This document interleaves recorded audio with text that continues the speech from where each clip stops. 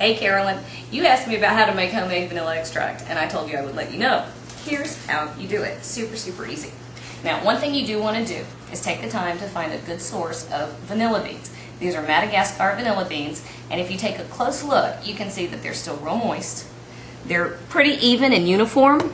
These are the good ones, and the fragrance is out of this world. I swear, I put this in my drawers to scent my clothes like dryer sheets. Maybe that's a good idea.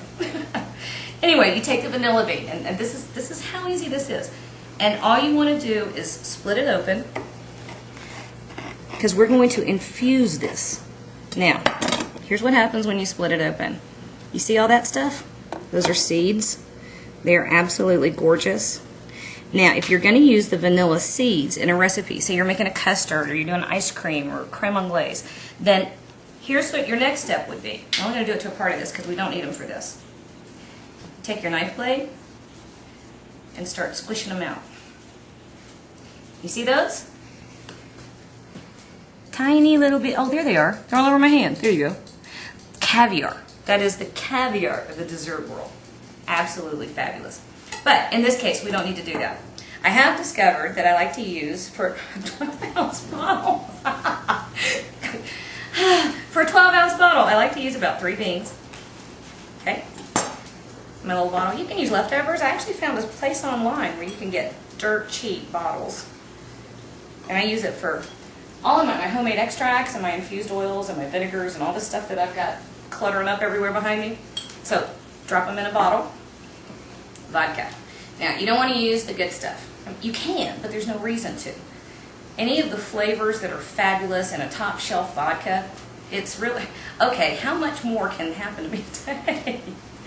You're really wasting it when you're infusing it with all these other intense flavors. It's simply going to take over. And there's no reason to just use the inexpensive stuff. Because you can also infuse all kinds of other flavors. You can do cinnamon and lavender, and I spilled it. Okay, so that's it. Put a top on it, put a cork in it, set it aside and let it steep. This one has been going for several weeks. It's not quite as dark as I want, but this is what's going to happen over the next few days. And it's really, really fun. Every once in a while, give it a little shake. Now, here's what you want to see. See? This one's almost ready to use. Can you see all those little seeds that are floating around in there? That's it. As soon as it gets a little more opaque than that, you're ready to go.